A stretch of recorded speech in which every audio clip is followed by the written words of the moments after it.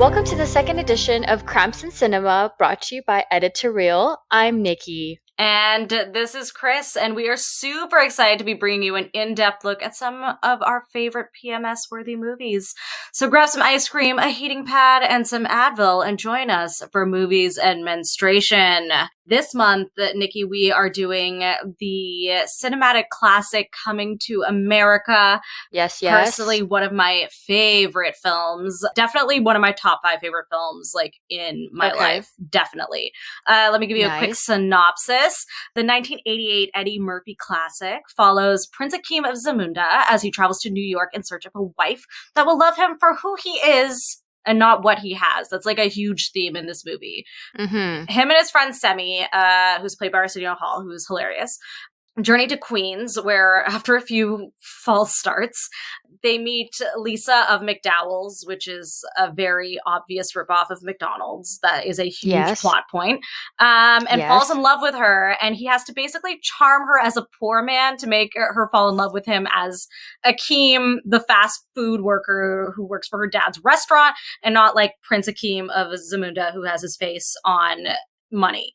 Yes. It is great. I don't really want to talk about this movie. I'm not going to lie. This is your first time seeing this movie. It is. So I'm more interested in hearing your thoughts on it, because I'm just going to gush about how much I love every second of this. So let's go through. I want to hear exactly what your thoughts are on this rom-com. Mainly com. It's more of a comedy romance, a com-rom, if you will. It's a com-rom. Yes. It's more of a com-rom. Yeah. Definitely. I know Mr. Pharmacist has like this thing about old movies, and this is not an old movie, but I was like, if he does not like this movie, like, you need to trade up, because Mr. Pharmacist is dead to me. This is an amazing film, and he's like, so wrong. Like, he's wrong. No. He's just absolutely wrong in every sense if he does not like this movie. He just has a thing where he doesn't like to watch movies that look old. So, it obviously there's no special effects, and like the opening scene of this movie is literally, it's not a green screen. It's like a hand-painted mural of a palace, and he's like, oh God. Like the moment the movie started, he's just like, is that a painting? And I was like, well, they didn't have really that, special effects back in the days. Back in the day, which is 1988. Like, that's barely 30. Barely 30 years. Yeah, I know. But he has this thing with old movies and, just bad, not bad, but just it looks old or it's pixelated. He's like, is this HD? I'm like, well, it's on Netflix. It's probably the best version of the movie. It's on Netflix. Gosh. Oh, by the way, you can find this movie on Netflix. Oh, yes. If you're looking to watch it and listen along with us. Yes. So, basically, the movie started and I didn't know what to expect, and let me just say, I was already blown away by, right off the bat, this motherfucker has an entire orchestra as his alarm clock. Okay. Oh, sorry, that was my cat. If you hear my cat in the background, he's just around. I can't get rid of him. He's our production manager, so he kind of tells us what to do. He's pretty demanding. He's telling us to stay on track. I'm sorry. So, sorry about that, guys. But, this is what happens in small production. We are just recording our podcast in our houses. Yeah. And it's nice. It's humbling. So, yeah. In a direct juxtaposition to Prince Akeem waking up to a full orchestra in the morning. Yeah. And, and I wasn't really sure why there were 3 beautiful, women standing at the end of his bed and what their purpose was, until they started throwing rose petals on the ground. The rose and bearers. They were the rose bearers. Okay, so got it. Yeah, no, the movie, let me just say, before I get into the, how I felt, because I wrote down notes, again, goldfish memory. Yes. But I did enjoy the movie, quite a bit. I think the costumes alone, I think, gorgeous, were so gorgeous. It was definitely politically correct. If Yes. that's right. And That's fair. it touched on a lot of topics that I didn't know that the movie would actually go into, like, honestly. So we'll talk Mhm. about that too. But before we get into all of that, can I just say you got a full naked woman's butt Wow. and and two sets of titties right off the bat at, like, 5 minutes in. It was Fucking really, hell. really funny because I feel like I've watched this movie on television so much. Like, I watched it growing up on television, like when it was on like TBS or when it was on like AMC or like all of those How was that channels. on television? Because they would show you like the censored, like cut for TV version of it, right? So like it didn't even cross my mind until you said To it. tell me. I it, You didn't even tell me. it was really funny because literally the scene is all of like 10 seconds and the movie's 2 hours long. And Nikki had like, after we were having a quick discussion about her seeing this movie, she was like, you didn't even tell me. And I was like, to be honest with you, it was 15 seconds that I didn't even remember in the movie. Yeah, no, I was livid. I was like, how can you leave out the most important fact that there's gonna be It's not like an two sets of important, titties oh my and, like, God. just, fucking beautiful women that are just naked, You're, you know? it's honestly sometimes like talking into a frat house. Like, I don't even know what to say to you sometimes. Is it a major thing to the plot point? Absolutely not. You can say hi to Chad. Sup, bros? What's up? Yay, yay. Yeah, yeah, Okay, yeah. but no, like, I had my Chad moment. That was a really good, like, I was just like, wow, okay. And then the fact that this lady comes out of the water and goes, your royal highness is, wait, what is it? Your royal penis is Yep. clean, your highness. I was like, okay, if anybody watches Timothy DeLaGhetto on YouTube Oh or my you know him from gosh. Wild 'N From Out, Wildin' Out. his videos used to have that little catchphrase like, your royal penis is clean, your highness. And then I never knew that that was from the movie. I just thought it was something that he said. I thought it was super funny. It was in all of his videos as like an opening or closing. And I didn't know. So when she said that, I was like, oh my God, Yeah. my brain exploded. I told you, it's an iconic film. There's like, this movie has been parodied so many times. I feel like Beyonce and Jay-Z for Halloween one year went as like the prince and the queen, or the king and the queen of Zamunda. I feel like that was a real thing that Really? happened. Yeah, like it's an Okay. iconic film. Everybody knows this Okay. film. Yeah. So that's why I was Yeah, like, so it's very interesting that we're yes. watching it, me and Mr. Pharmacist, for the first time in 2020. Mm-hmm. Freaking zombie apocalypse brings out the best in all of us. So, Yes. so we're watching this, and here's some of the notes that I wrote down. Okay, Okay. the costumes. Oh my God, I literally wrote costumes. Period. OMG. Okay, we touched on that. Naked women. That was a shocker. Yes, the same actor played different roles. Now they given that, like, makeup or whatever it was, what, like, Those special effects makeup, prosthetics. Yeah. yeah, it wasn't like, top notch back in the 80s. They did a damn good job because me and Mr. Pharmacist didn't even know that the Reverend Brown and Yes. Randy Watson, the singer, Randy Watson. Oh my we didn't God. know that those two were played by Eddie Murphy and also the guy who plays Semi. Arsenio Hall. Yeah. Yeah, and we were just like shook. We were shook because we had no clue that it was played by the same characters because they did such a damn good job of either like just cloaking their voice and everything, and the makeup and the hair. We Yes. were just shook. Yeah, and then the barbershop guys as well. It's like it's one of the things that like Eddie Right, we Murphy. didn't even pick up on that. The Yeah, barbershop guy. Eddie Murphy is like, this is what he became known for, right? Like with like the Nutty Professor, not the Nutty Professor. Yeah, the Nutty Professor. He did it in a couple other movies too, where it's like he plays multiple characters, like with lots of prosthetics and like makeup and everything. And it's like it's an iconic thing that started sort of with this movie.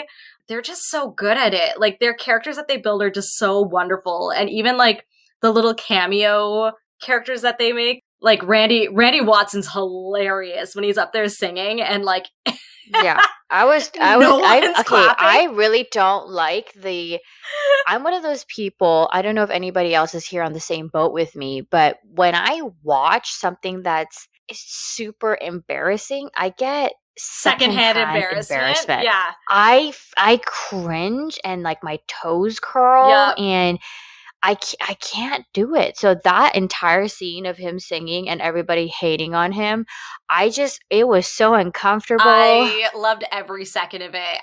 I want to rewind a little bit because like it happens a few times, like when Oha is singing at like the time where they present. Oh, when they present the princess. Oh Yes. my god. And like, Wow. and it's like really a way to like push the premise of it, because what he's really singing is he's like singing, oh, like this is your queen, this is like the woman who will do literally anything you say, Yeah. this is the woman that will obey your every word.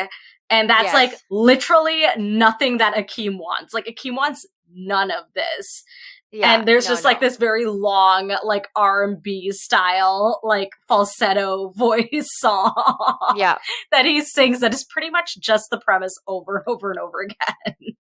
Yep, yep, yep. And then, oh, can we touch on that little musical dance number with Oh, the the intense wow. dancing. I just have to Oh, say, one, again, costumes, oh my God. But holy shit, that dance number. Can we just take a moment to yeah. appreciate this little it was like straight out of a Bollywood movie. You just like break out song and dance. It Yeah. was wonderful. It was so perfect in the way that like it sort of portrayed like the lushness of this whole world of Zamunda, which is like perfect juxtaposition to when they land in Queens. But we'll talk about that in a second. But like even the talk that they're having, him and his dad outside the palace, and a bleeding like elephant runs past. Oh, Like the not even that. The fact that he's like, "We'll make them fucking wait. Me and my son are gonna take a stroll in the fucking park here. literally Have everybody wait." everybody like just catering to the king and the family. Oh yeah. And he talks about it. He's like, I'm 21 years old, and I've not done anything with my life. Like, I've had everything done for me. Like, no one's tied my, like, I've not tied my shoes. And he really wants just like a piece of independence. And he wants a woman that'll appreciate him for him and not as Akeem the Mm. Prince. And I think that's like every single bit of cinematography in this movie is almost like a direct juxtaposition to like those first couple scenes. Like, living in Mm. squalor, like picking the poorest place that you can pick in terms of an apartment. There's literally police tape up on the door. There's like a taped out Yep. body. Like, Dude, I laughed so fucking hard when you see not only the tape of the dead guy and then the tape of the dog. I was like, who the fuck would kill the fucking dog? Like, I I love this just movie so much.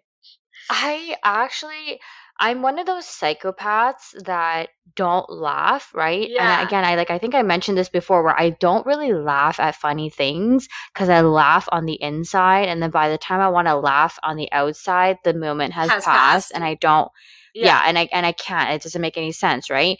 So I'm actively trying to laugh when the initial feeling of something funny tickles me. Yes. And that scene, let me just say, I almost fell off of Mr. Pharmacist's couch. I smacked him on the chest so hard. Again, I'm a hitter. Yes. So I just hit the nearest thing to me, and I was like, I was gasping for air. Oh man, that moment happens for me when they get their luggage stolen and the guy tries to sell it back to them. Oh my god, the fucking gold toothbrushes. Yes. And then the gold hair about dryer. died. Yeah. Like, I will always I about died. lose my shit every single time I see that scene. Like, that's the scene that gets me every time. Your classic New Yorker taxi driver, like, watch where you're fucking going, right? Yeah. And then he's like, hey, do you mind taking literally 21 suitcases of my LV trunks? Oh, man. And then when they take the LV trunks, when they land in Queens and he just dumps all their luggage there, and fucking all the people come and get it. The moment the door closed, when they enter that dipshit apartment, I was like, I actually was gonna cry. I was like, oh my god, the luggage. Yes, and it's like all of like the people on the street are wearing like their princely garb. Yeah. They're all like decked out in silk and gold. And like Mhm. Akeem is cool as a cucumber because, like, he already has it in his Let them mind. have it. Yeah, he already has it Let in them his mind. have He's it. like, I don't want to be a prince here. I just want to be Akeem. And like, they're staying in this like murder apartment. Yeah. And then it transitions to we should get American clothing because we're in America. And they come out of this freaking, like, Tourist what looks shop. like a souvenir shop. Yeah. Oh my God. Freaking, can we just take a moment to remember the obscene amount of buttons on Semi's Oh jacket? Like, can we man. just, all those pins? I was just what that's like peak 80s fashion with the jersey like the Yes. jersey jacket Yes. Oh and man. then don't forget he got charged $8 to snip that The little bit of hair hair off. off. Oh man. And it was really funny because like right after that you see the advertisement for Soul Glow, which is like a the Right after Jerry they changed their clothes. yes, the Jerry Yeah, yeah, curl yeah. treatment. And it's like he realizes he's like I want to look like what is cool and hip and I want to be what is chic in America. He goes and he gets charged $8 for that one bit of hair just to be cut off. Yeah, and this is one of the things where I was surprised that they touched upon is one of the topics that was going to mention was the fact that they touched upon black hair. Like the fact that Mhm. hair has such a history within the culture of being black and what it means, what their hair means to Yeah. them, and the struggle of we are very lucky, and we don't know this because we take it for granted, but we're so fucking lucky that we can just walk into any hair salon, some Mhm. Japanese hair salon, whatever, and have a haircut and turn out decently well. But you have ladies that struggle to find somebody to know how to cut their hair or know how to treat their hair right. And I've seen fucking TikTok videos of like just beautiful black women doing and they're saying it's a washing day, and they take their hair out of this little poof thing, and Yeah. and then they put in these little weaves or these braids, and they look fucking amazing, and it takes about like literally half a day. Yeah. And for people to just go about their day and not know, and then just not appreciate the amount of effort and time it goes into just doing your hair as a beautiful black woman, like, holy shit, can we just appreciate that? Like, it's amazing. Like the texture of their hair is so different. Wasn't there like a whole movie about, what was a Hairspray or something? Wasn't there a No, whole Hairspray was about a different movie. movie about, oh, sorry, it was like a Well, whole we had a like documentary on just like yeah, we had a hair, TV show that was like filmed in Canada called, or is actually filmed in Toronto. It's like about one of the neighborhoods that I live near, actually, called To Kink in My Hair, and it was about like a barber shop on Eglinton and Oakwood, where it was all about the struggles of like being black in the neighborhood and like all of those things and how it like trickles into barbershop culture. Yeah, that hmm was I believe, a global TV production, if I'm not mistaken. But it was also a play. I believe it was put on by like either Tarragon or Soul Pepper. Yeah. But no, it's very interesting. And because, with everything that's going on in the climate that we're in, and I asked Chris before we chose this movie whether or not it was a politically sound and Oh, correct 100. movie for us to Yeah. watch and review, because I just didn't want anybody to feel like there's a like that, we would watch a movie that it actually misrepresents what black culture is about in the midst of everything that's happening right now, and then have us comment on it and be funny about it. So I just wanted to make sure that this was a movie Yeah. where it actually made sense. It was portraying black culture in a very positive light, and also something that's actually really true to what their culture really is like. And so this is like, I was very blown away with this being one of the issues that they tackled, especially that scene in the barbershop where he's like, but I want my hair to look like the soul glow guy Yeah. with the jerry curls. And he's like, boy, why do you want your hair to look like that? Yeah, like your hair is perfect and beautiful as is.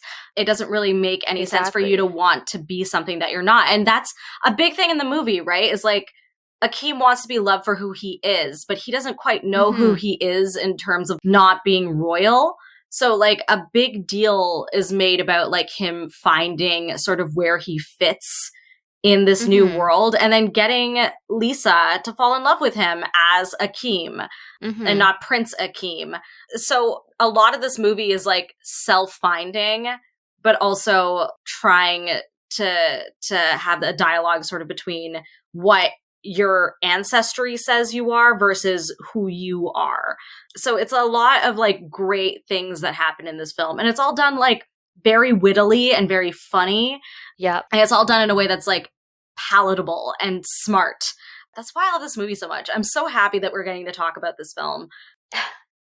I'm happy I was able to convince Mr. Pharmacist to watch this I with think I me. bullied him into it. I'm not gonna lie. I feel like I said a lot of A things. little. A I talked a little. lot of shit. I'm not gonna lie, but this movie is worth it. No, but he actually at the end of it, he was like, "I'm very happy that we watched this movie. It's a really good movie." So, Yeah, and he liked well, it. tell me So, something that I don't know. God, Jesus. right.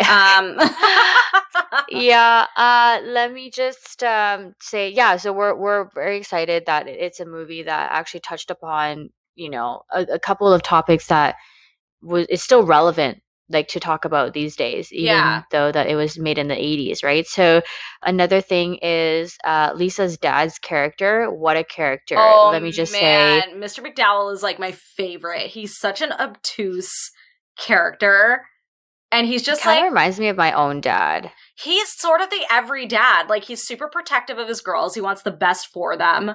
He's like Yeah. trying to make the best out of a business, and he's like slowly realizing all the things that have gone wrong with his decisions. And also just the wanting your daughter to marry some rich guy, And whether or not it's good, like, whether she's not, like, in love exactly. or not. And like that's where like the big thing happens, right? Is like Prince Akeem literally has his face on money. He's Mm-hmm. so wealthy, and he's such a good guy. Like I think that's the thing I really loved about this movie growing up is like you were always told in like a South Asian household especially is like the expectations to like, get married and like, have children. Yeah. And like it doesn't really matter what you do with your life because you're literally going to stay home and rear children, but the fact that like Akeem wants he's like I don't want a woman that's going to listen to everything I have to say and do everything I ask her to do. Like I want someone who can think, and I want someone who's smart, and I'm going to go out and find this person. And then it's like all of a sudden it's okay for women to have opinions and think. And there's a line where he's like literally, would you rather have a beautiful fool in your bed? And I was like, oh man, like this is really great to sort of see that women aren't being treated as objects in this movie. Like he wants to find a woman who is of substance, who can go toe to toe with him. And it's just like this very beautiful realization in this movie. And then he finds Lisa, Yeah. and then it's like the dad is the thing that's like preventing him from getting Lisa, because like dad only sees Soul Glow guy as like wealthy enough and Fucking worthy. Daryl here Daryl with the, his Jerry like, curl. pedo mustache. Oh man. And the thing that really grinds my gears about that is like at the fundraiser when like Akeem drops like Oh a my wad of God. cash in the basket. Oh my God. And then Lisa's like, so someone dropped a lot of money. Wink, wink, hint, hint. And then Daryl's like, they're like squirming, and he's like, oh yeah, baby, yeah, it was me. I was like, Yeah, like, you know how I do. You fully like, passed and the then, basket fuck, when it came to you. You didn't even put anything in, you twit. I can't. Like, that guy just. But you know what though? It's a good movie. Like, when they're able to cast a character and write him in a way where it makes you hate him, because it's good writing in order to be able to get that emotion out of you to dislike a character, right? And so Yeah, and it was done without any exposition. It was that one action of him passing the basket to the next person and not putting anything in. And then the follow up to that. It's like before you even hear the other guy at the restaurant be like, yeah, how are you going to compete with a guy like that? Like, only rich guys get the girls here. Daryl doesn't do anything. Daryl just like is living off his dad's money. Yeah. It's like before all of that happens, like you already don't like Daryl. You don't like Soul Glow guy. Yeah. He's just like a jerk. Oh, for sure. Yeah. And the fact that at the basketball game, was he racist against his own kind? Like, motherfucker, what? Like, yeah. Dude, you black too though. I don't understand. Why are you hating on this guy from Africa? Like, that's literally your homeland. it just like didn't make any sense. Like I think it's because he's always like the outsider. Like no Okay. matter what, like Akeem is outside. Akeem isn't part of America. Like he's new to America. He hasn't fully experienced. He's not American. He's a visitor. You know what I mean? And like I think that gives him like an unfair disadvantage at the same time, is because like he doesn't pick up on all of these like slights and things that are said to him because he's not from America, right? So it's like when Daryl says those Right. things to him, like it goes over his head and he's just taking it with a smile because he's not aware of Either it. that or he's actually super profound and has a high EQ and doesn't give a shit and just goes, "You are below me." Yeah. I Yeah. hope in my No. heart, but like it's like a very it's nice to see him be so innocent, and it's nice to see a character who has everything, but Mhm. it's like you're really empathizing for him because for the first time it's like a Bildungsroman, right? It's like you have to see him come of age and you have to see him struggle and you have to see him like get what he wants to get. And even though he's had everything handed to him, it's not what he wants. He's not fulfilled by everything that he's been given. So it's like Oh yeah. all of these like morals have been put into this movie, all while, you know, Arsenio Hall's in drag and like Oh my god, that was literally in the credits where it says super ugly girl Arsenio Hall. I was like, dude. oh my god, I'm not gonna lie, like Arsenio Hall can pull off being like in drag. Like I wasn't mad at it. I was like, you know, let's pull this off. You know what? He's not a bad looking dude. He's not. It's just the only thing that bugs me just a tad bit is that when he smiles, he shows so much upper gum. Like it's just a lot of it's just like, Jesus. you know, you see a lot of the upper gum, and then other than that, he's a good looking dude. Like, you know? Yeah, yeah. Arsenio Hall's also super funny. Yeah, no, he's super funny. And like same as that first white girl, like whoever wrote the line for the first girl that they meet at the club going into Queens, and she goes, "I worship Satan." I was I like, "Fuck, cried. I about died." Oh Like, man, it was I was Joan of Arc in a past life. That lady gets dude, me every time when she's holding the lighter. Like, oh my god. Oh, I that cry. bitch is cray. I Another cry. bitch that is cray is Lisa's sister, who proceeds to give Akeem a hand job Oh at the my basketball game. god. Mr. Pharmacist looks over and says, "Is she giving him a hand job?" I'm like, I think so. Yeah, yeah. Everything is implied. Because, you know, it's a movie from the 80s. Yeah, but Right. like, Lisa's sister is ridiculous.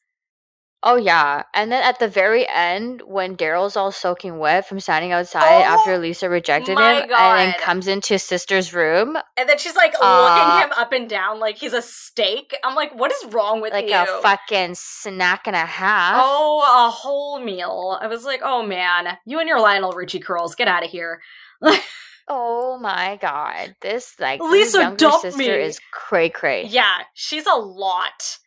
Oh my goodness. Yeah. And like, I love that bit where it's like, when she realizes that Akib is a prince, Lisa got a prince? I know. Why does she always get the good ones? Yeah, no. And then another thing that I found was super cray. Can we just touch on the Cartier earrings? Oh Like man. was it $50,000 or Something $500 crazy. Cartier earrings? Oh my Somebody, god. the moment she took the red box out, I was like, to Mr. Pharmacist, I was like, "That's Cartier. That's Cartier. That's Cartier." And he's like, "Okay, I get it." I'm like, "No, No. babe, that's Cartier." Like, Yeah. cray cray, you That's a know? lot of money that I can't conceptualize.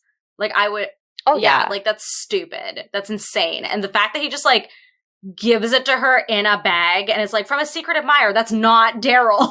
not Daryl. I love that. Oh I love that. man. I would have been so mad if he didn't write that line and she thought it was Thought from it was him. Daryl. Yeah, the thing that like gets me about that is like what was the game plan? Like the whole thing is like you're not supposed to have any money, dude. You're supposed to make her fall in love with you as is. Here's like these Yeah, but that was the thing. Like, he $500,000 didn't say his name earrings. though. I know, but like, what was the follow up to that? Well, he had a plan, which was get in with the father, right? Yeah, that was the other thing, was God bless him. Hearing him talk about football was the funniest thing in the Jesus world. Christ. Son, I'm just letting you know that if you work here, you don't do drugs. Yeah, don't do drugs. Oh my god. The Packers And of he's just Green so Bay. well I versed, was you know? crying. Just the way he talks is so, like, he's so royal, you know? Yes. And then Lisa points that out, right, at the dinner that they have before Yes. they share their first kiss, right? Which is just, like, what, nobody, does everybody talk like that from Africa? Like, she's just as confused, you Yeah. know? Like, you seem so well educated. Yes. Like in the beginning too, before they go to the basketball game, which university are you The going to? University of the United States. Yeah. I was like, how is he going to get out of this one? Oh man, we're very small. We don't even have a football team. Yes. Yeah, it. Very good. Very Oh good. gosh, everything about this is great. The Yeah, small nuances, like smallest things, like if you caught the father actually looking at a actual McDonald's binder yes, near the end of the movie. There's just these small things, man. yeah, and even like hearing him like describe what the Big Mac versus the Big Mick looks like it's Yes. almost identical. Say for the kind of bun that it's on. Like it's all of these Yes. little things that come up, and like Semi buying all that stuff for the apartment to like impress.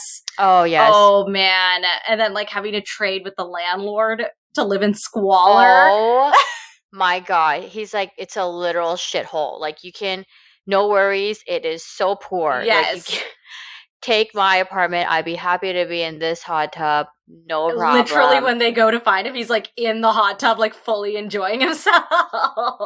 With a nice cigar, you know. I wanted Yes. to also point out now the first scene that I like actually I couldn't stop laughing at too. And I saw this coming Mm-hmm. was when the father goes, "Okay, you're going to mop the kitchen." And Yes. he doesn't take the mop out of the He's bucket just and just rolling proceeds it to back and roll it forth. and just, and it's not even that. It's the moment where he puts on the biggest smile, like, "See, am I doing a good job?" Looks over at him and he just like is just like, "Are you on fucking drugs? Like, Yes.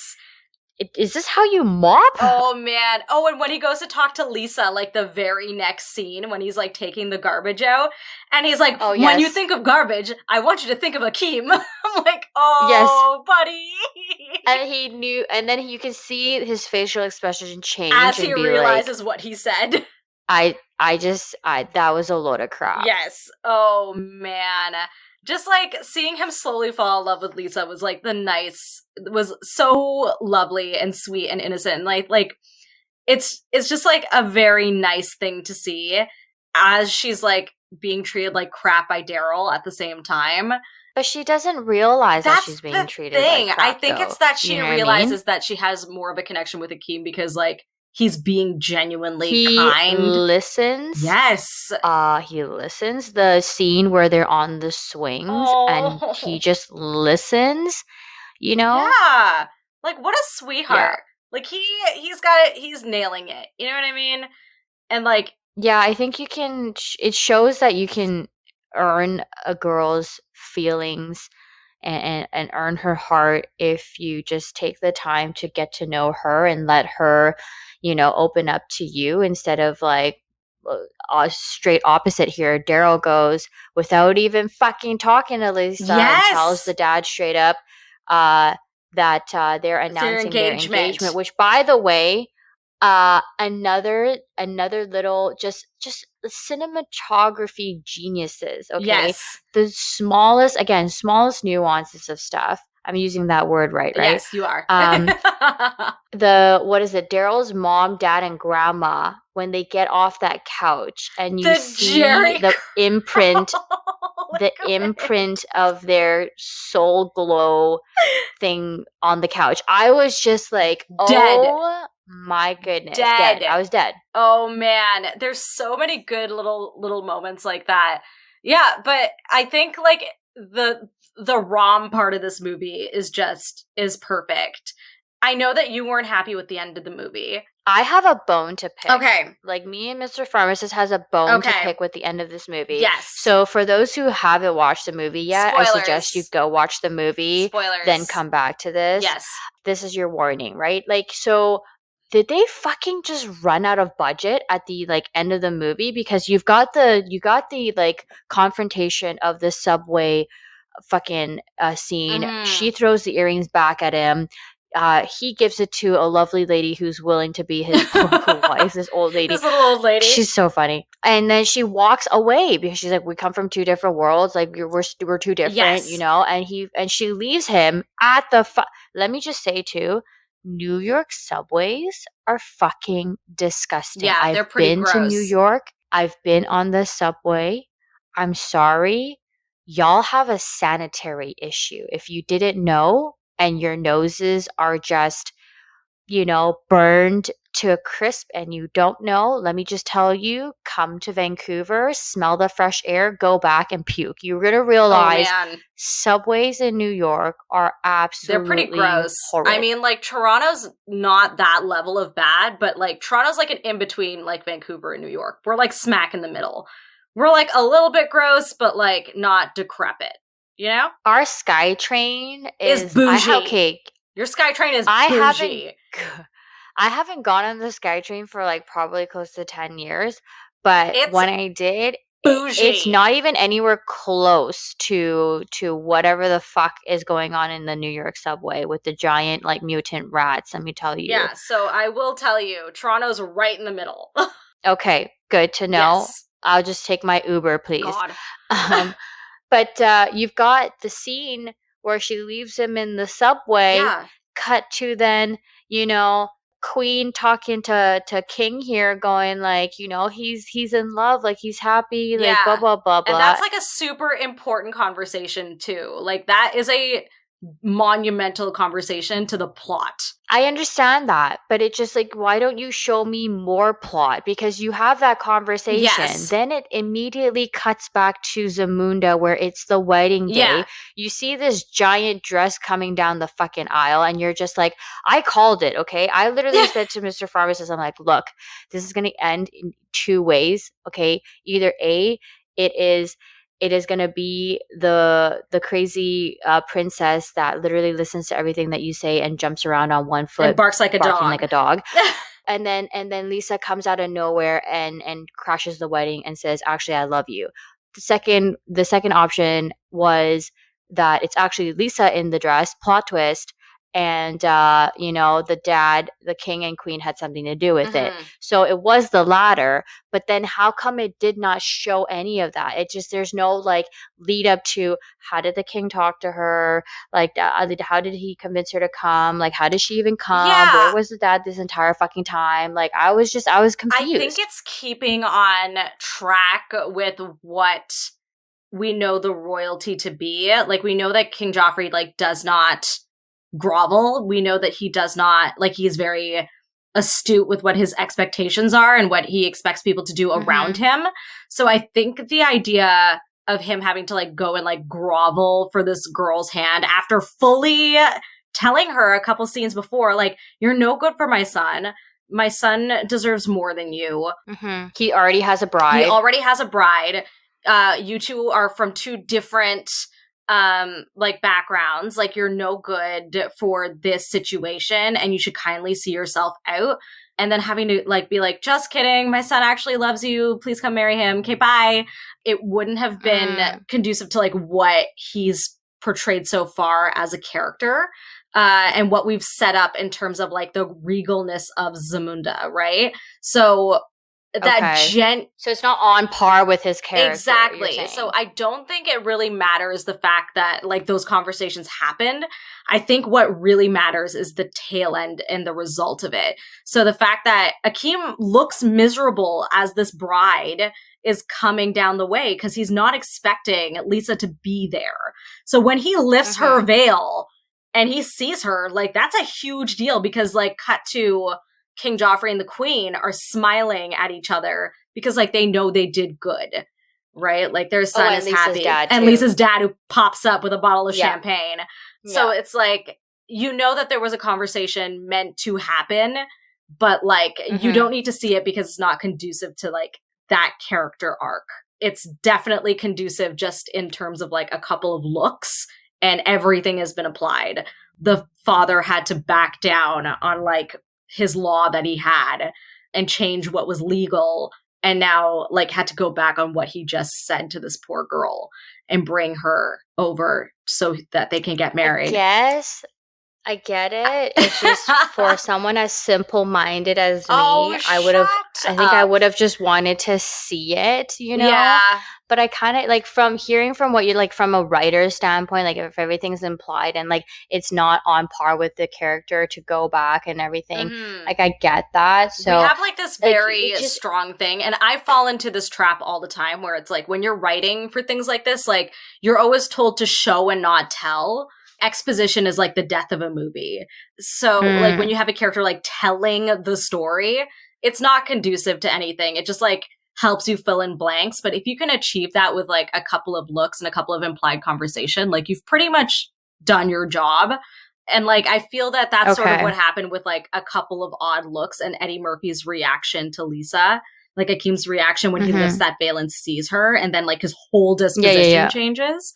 It's like, it's a really beautiful, quick moment, and you sort of like fill in all those blanks. You're like, oh, so the king did have to go and grovel at Lisa's feet to like get her here in order to make Akeem happy. Because in the subway, he's like, just admit that you didn't fall in love with me when I had nothing, and I'll leave you alone. Yeah. So it was like already implied that she loved him. So it was just like, just connect the two pieces and call it a day. But can we also take a step back and realize that all of this happened within 40 days? Yeah. Well, I mean, Romeo and Juliet happened within 3, and those 2 kids died. So crazier things have happened. Right. Right. But yeah, pretty crazy. I wouldn't mind that situation if it meant that I was like a princess of a land. I've been like, dude, I can just like sit around and write all day and have like, and wake up to like an orchestra. Yeah, I want to do that. Yeah, in 40 days, it's not crazy. Timelines be damned. It just meant that I can like sit in a room and write all day. Yeah, let's do it.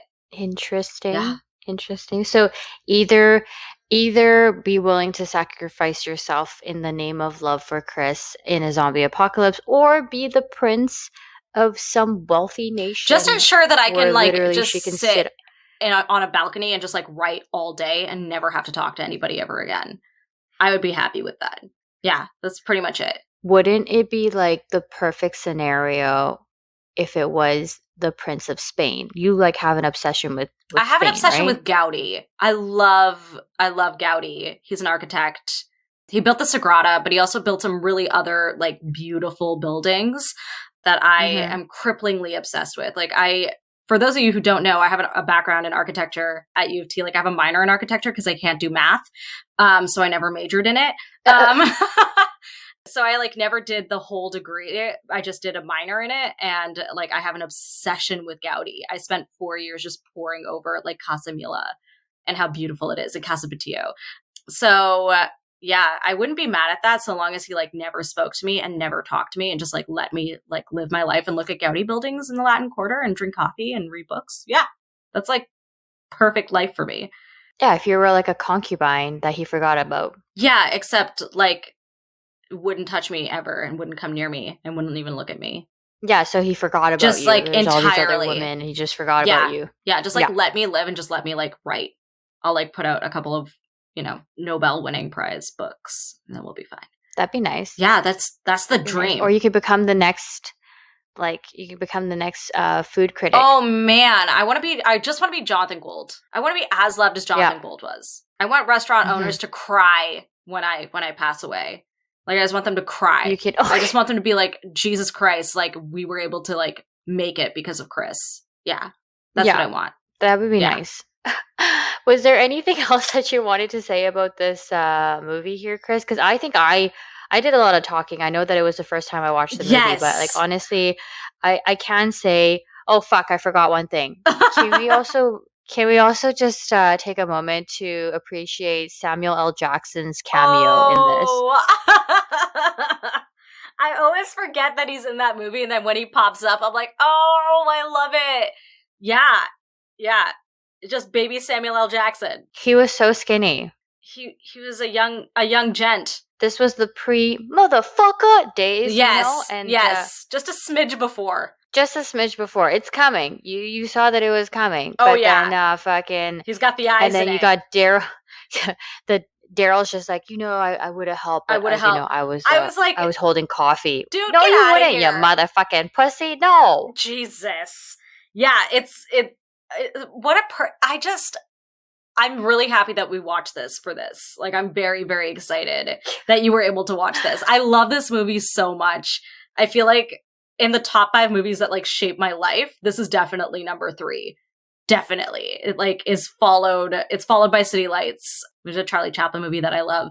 Like, it's easily one of my favorite films. It's perfect from beginning to end. Just everything about it. Costumes, dialogue, characters, storyline.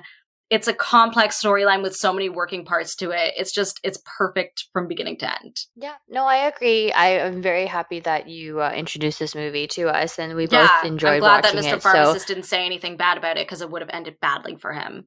Right. Yes. Okay. Yeah, it Yes. went very violent. Okay, well, Yes. I mean, saying all of that, why don't we go to the rating of this movie? Now, we're going to follow with the same rating structure that we did for Notting Hill, and it's going to Yes. be the same one for all of the movies that we do in the future. Yes. But we've got the 1, 2, 3, 4, 5 levels or 5 categories. Yes. First one being cinematography. We came to a 8.5 Yes, out of we 10. met in the middle. I went high, Nikki went on average, and we met in the middle with an 8.5.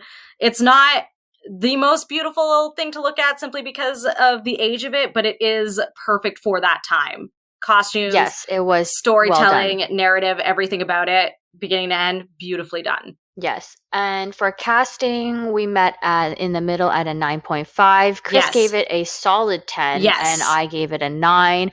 I think that the characters were really well played. And again, the fact that like Arsenio Hall and Eddie Murphy played multiple different characters, that was definitely a shocker for some of the ones that I even noticed that it was them. Yes. So that was really well done. I think I would have wanted Lisa to look a little different. I just don't know I don't know what to say more about that. I wish that she was maybe played by a different character, like a different actress. But she did a really good job. I think it was just more so like the ideal of what I thought she would look like would be a little bit different, but that's just me. So yeah, I think beginning to end, like it everybody did exactly what they came to do. Everybody played that part that they were assigned just perfectly. Every working part of it is great. I love it. It's a great film. Yeah. Musical soundtrack, we ended with a 7.5. I didn't really notice the music, to be very honest. I don't remember. It's not like one of those ones where there was definitely that one song that kept playing over and over again. I beg to differ. The Soul Glow theme song is iconic. Right. I can't say that it was like my favorite though, you know what I mean? Yes. So that's why musical soundtrack, I gave it a little bit lower. So yes, I gave it a smidge higher because I love the Soul Glow song. It's going to be stuck in my head, I'm not going to lie, for a couple days well. So if you hear me just like in a falsetto singing Soul Glow, just let it happen. Just move on with your day. Yeah. Level of sappiness, we ended with a 7.5 as well. It is a com-rom, so it's not too much sort of like the romance first. It is, 2/3 of the movie.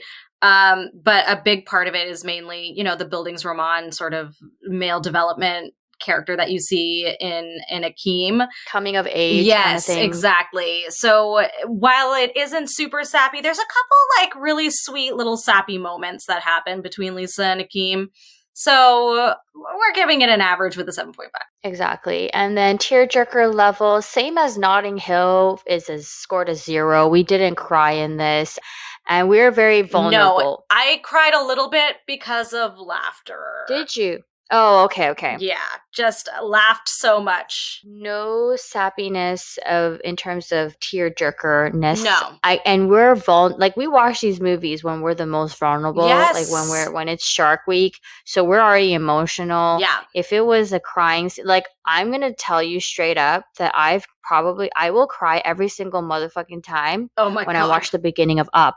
When I watch the beginning of Up, I will cry without fail every time. That's like an 11 out of 10. I've like never seen, I don't do Disney, so like I can't do it. I can't. Okay, you made me watch this movie. We're watching Up. Like we're watching Up Up is the next together. one? Well, it's not a rom-com, but we're gonna watch it on our own time. Alrighty, okay? fine, I guess. But yeah, so on an overall scale, from 1 pint of Ben and Jerry's to total and emotional annihilation, we give it a pint of green tea Haagen-Dazs, and Chris added a bag of dill pickle chips. Dill pickle chips. And you know why? Dill pickle chips, it's always surprising when you first put it in your mouth, even though when you've had it a bunch of different times. And then, it's like a wonderful warm feeling as you continue eating the bag. You're like, yes, I remember why I like this. Right? Yes, it's familiar. It just feels good as you're eating it. And you're like, yeah, this is why I love this so much. So it's like, that's what this movie is for me. It's familiar, but it's like surprising every time I watch it. Yeah. And I say green tea Haagen-Dazs because green tea is a new flavor for Haagen-Dazs. They had just come out with it recently. And, the green tea flavor is there, but it's just not as strong. It doesn't have that nice matcha taste that lingers in your mouth, from other ice creams I've had. So the ending really didn't do it for me. And, but overall, it was a very pleasant experience. It has its good parts. It's a solid film, solid ice cream. I just wish that there was a little bit more. But yeah, that's the green tea Haagen-Dazs and a bag of dill pickled chips. Yes. I think that's it. I think that was episode 2 of Cramps and Cinema. Yes, thank you guys for tuning in, and we hope you like this segment of the show. I think it's always interesting because coming from Chris, who's a writer, and knowing all the ins and outs of probably what goes into making a comedy or writing a script, and for me, where I'm just, here on the sidelines watching as your regular consumer, it's kind of cool to see the differences. Oh yeah, no one likes watching movies with me because I dissect every single part of it and people get really sick of me. So this is really fun to get to hear someone else's thoughts on movies and not tell me to shut up every 3 seconds. So this is great for me. No, I love it. I love our, rom-coms and tampons. Yes. Times. It's a good time. We've got a few of those rom-coms and tampons. Yeah, we do. Yes. Kleenex and Kotex. Oh, that's a good one. That's a good one. Picks and pads. Picks and pads. What else did you say? The big screen and big bleed. Delicious.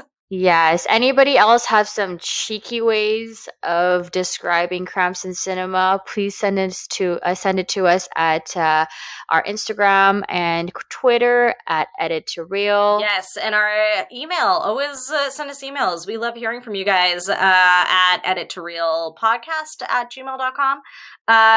Totally send us your questions and your ideas for other Cramps in Cinemas movies. We love this. Oh, yeah. Yeah, we want to hear from you guys. That's pretty much it for us. Yeah, and tune in next week for a regular episode of Edit to Reel. We hope you enjoyed Cramps in Cinema. We hope that your cramps aren't killing you this week on your period. Yes. And other than that, stay real. Stay real.